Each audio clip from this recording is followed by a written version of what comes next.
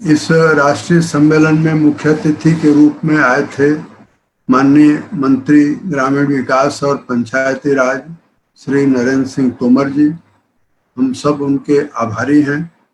उनके मंत्रालय के भारत सरकार के प्रतिनिधि के तौर पर खुशवंत सेठी जी उपस्थित हैं और चंद्रशेखर प्राण जी, WR रेड्डी जी, अरुण जैन जी और मित्रों, जो सुझाव और प्रस्तुतियां आई हैं उनका तो भविष्य में उपयोग होगा।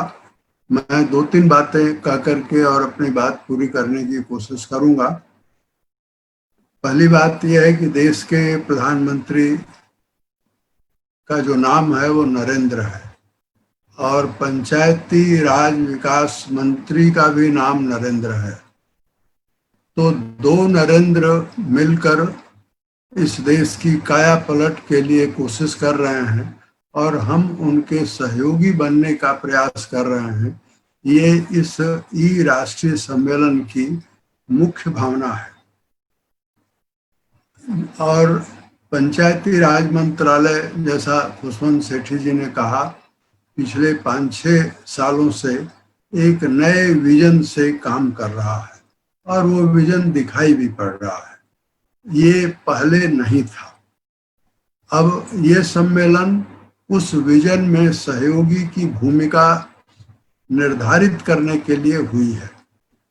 ये सम्मेलन कोई हम बौद्धिक विमर्श के लिए नहीं कर रहे हैं, बल्कि कार्य योजना, हमारे अनुभव, जो 10 राज्यों के वेबिनार हुए, उन सब से जो हमको समझ बनी है, उस समझ को भारत सरकार तक पहुंचाने और परस्परता का कैसा वातावरण बने, इसके प्रबंध के लिए हमने ये आयोजन किया।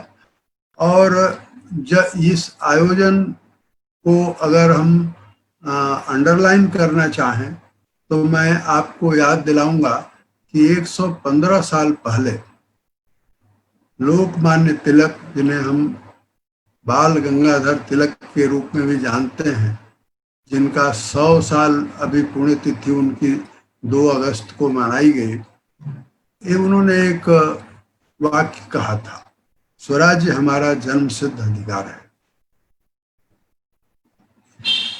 अब 115 साल बाद भारत के प्रधानमंत्री ने 24 अप्रैल को, जैसा सेठी जी ने उल्लेख किया, पंचायती राज दिवस पर पहली बार आत्मनिर्भरता की उन्होंने अपील की। ये जो आत्मनिर्भरता है वो स्वराज्य का दूसरा पायदान है और ये आत्मनिर्भरता की अनेक परिभाषा हो सकती है। मैं ये समझता हूं कि अपनी दौड़ अपने बल पर जीतना ही आत्मनिर्भरता है।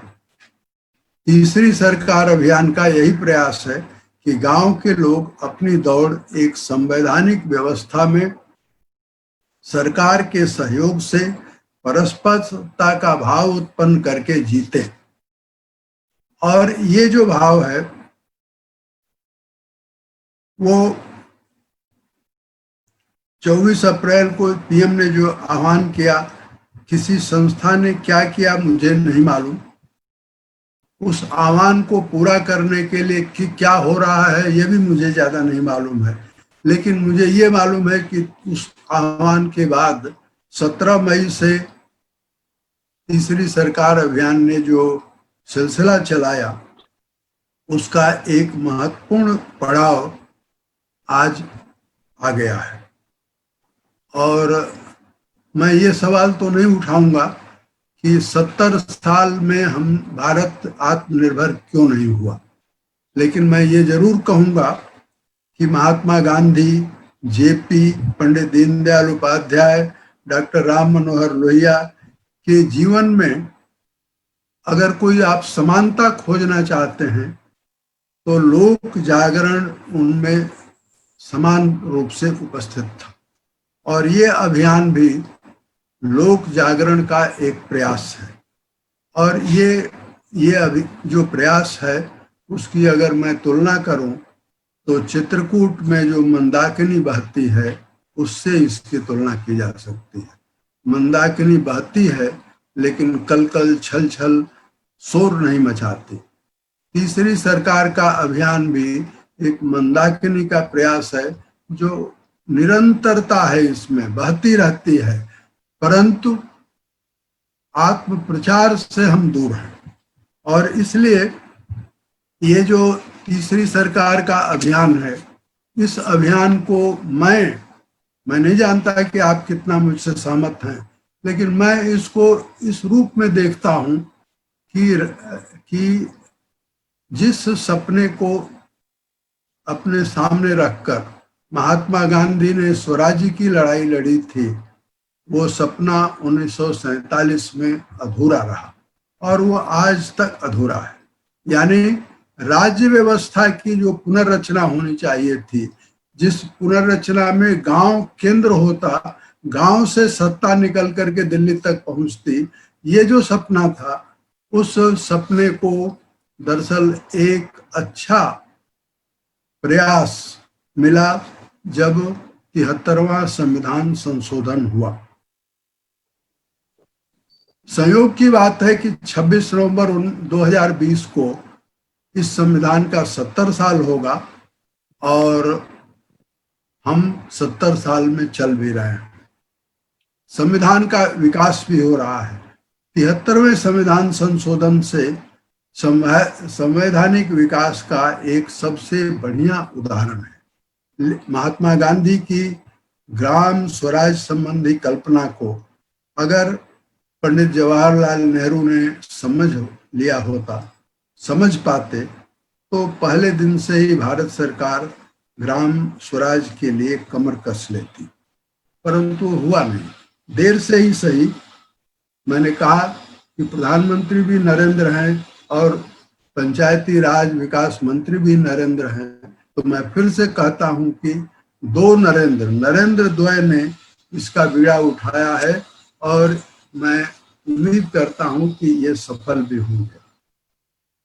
मैं ये मानता हूं और हम सब मानते हैं कि हर आपदा अपने साथ एक अवसर भी लाती है। इसलिए अंत में दो सुझाव मैं देकर, और वो सुझाव अपने मित्रों के लिए भी है और खास करके भारत सरकार के लिए है। नंबर 1 कि तीसरी सरकार अभियान, जिसके बारे में जनक पांडे जी ने भी कहा, कई लोगों ने कहा, तीसरी सरकार अभियान और भारत सरकार के पंचायती राज मंत्रालय में एक औपचारिक या अनौपचारिक, फॉर्मल या इनफॉर्मल एक संवाद का तंत्र बनना चाहिए। इसलिए बनना चाहिए क्योंकि सरकार जो काम कर रही है उस कार्य को गति देने के लिए, उस कार्य को सफल बनाने के लिए तीसरी सरकार अभियान अपनी स्वेच्छा से, अपने संसाधनों से और अपने प्रयास से, अपने विजन से, अपनी सोच से, अपने अनुभव से इसमें लगी है। इसलिए जरूरी है कि अगर हम सफलता के मंजिल तक जाना चाहते हैं तो एक संवाद का सिलसिला चले, निरंतरता में चले। और अगर वो निरंतरता में चलता है तो आज का जो वेबिनार है वो फिर एक इवेंट बन करके नहीं रह जाएगा, एक प्रोसेस का हिस्सा हो जाएगा। तो मेरा पहला सुझाव यह है कि एक प्रोसेस हमको शुरू करना चाहिए। दूसरा जो सुझाव है, मैं कल परसों में देख रहा था और नरेंद्र तोमर जी ने इस बात का तो उल्लेख किया कि 14वें वित्त आयोग ने 2 लाख करोड़ रुपए देने की पंचायतों को संस्तुति दी थी और इस सरकार ने वो पैसा दिया भी है। आप सबको ये जान करके खुशी होगी कि पंचायती राज मंत्रालय ने 15वें वित्त आयोग से 10 लाख करोड़ रुपए स्थानीय निकायों के लिए आवंटित करने का संस्तुति की है। और मुझे लगता है कि वहां भी 15वें वित्त आयोग के भी जो अध्यक्ष हैं उनका नाम NK सिंह है। तो तीसरे नरेंद्र जो है वो इस बात को मानेंगे, और मानेंगे तो पंचायतों को संसाधन की कोई कमी नहीं रहेगी। महामारी के दौरान पंचायतों के साथ सामुदायिक रसोई का एक प्रस्ताव भारत है। हमको लगता है कि अच्छे नतीजे ला सकते हैं, लेकिन मिस्टर चेतन, आप अपना वीडियो ऑफ, अपना साउंड ऑफ करिए। मिस्टर चेतन सर डिस्टर्ब हो रहे हैं, सॉरी, आप बोलते रहिए। इन प्रयासों को सार्थक नतीजे तक पहुंचाने के लिए कुछ एक करके मैं कुछ सुझाव देना चाहता हूं, और सुझाव भारत सरकार मानेगी तो कैबिनेट में इस पर विचार होना चाहिए, निर्णय होना चाहिए। पहला सुझाव यह है कि पंचायत को सेल्फ गवर्नमेंट के रूप में परिभाषित किया जाना चाहिए।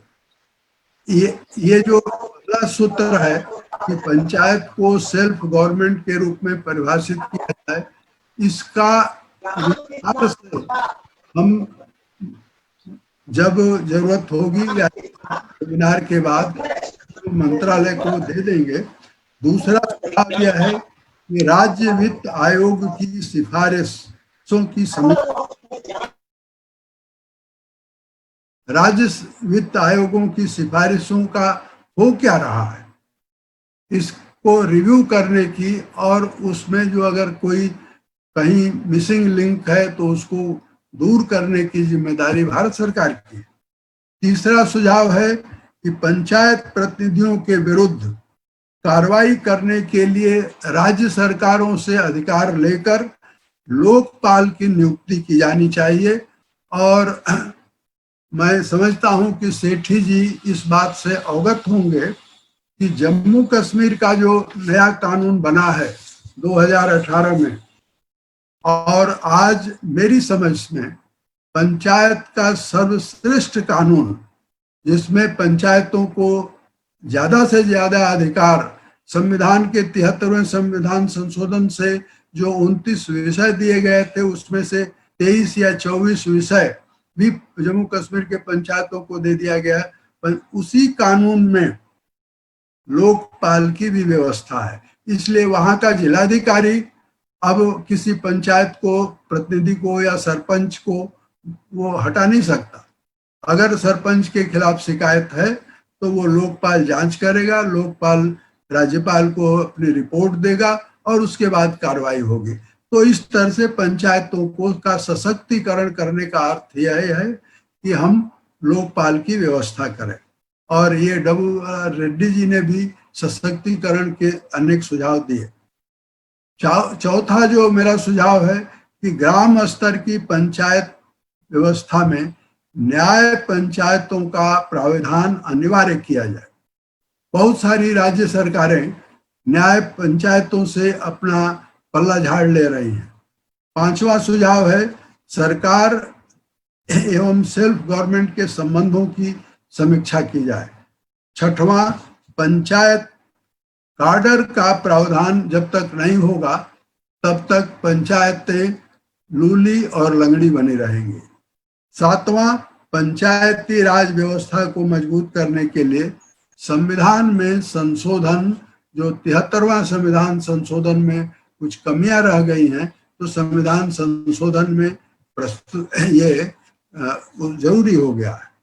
और इस तरह से मैं अंत में ये कहूँगा कि जो प्रस्तुतियां हुई हैं, जो भावी योजना है और मेरे जो सुझाव हैं, वो सब हम इस सम्मेलन के बाद मंत्रालय को देंगे और हम उम्मीद करेंगे कि आपस में सहयोग का वातावरण बने। एक बात मैं जरूर कहूँगा अंत में कि W.R. रेड्डी जी ने एक बहुत दूरगामी योजना हमारे सामने रखी है और वो उसका स्वागत होना चाहिए।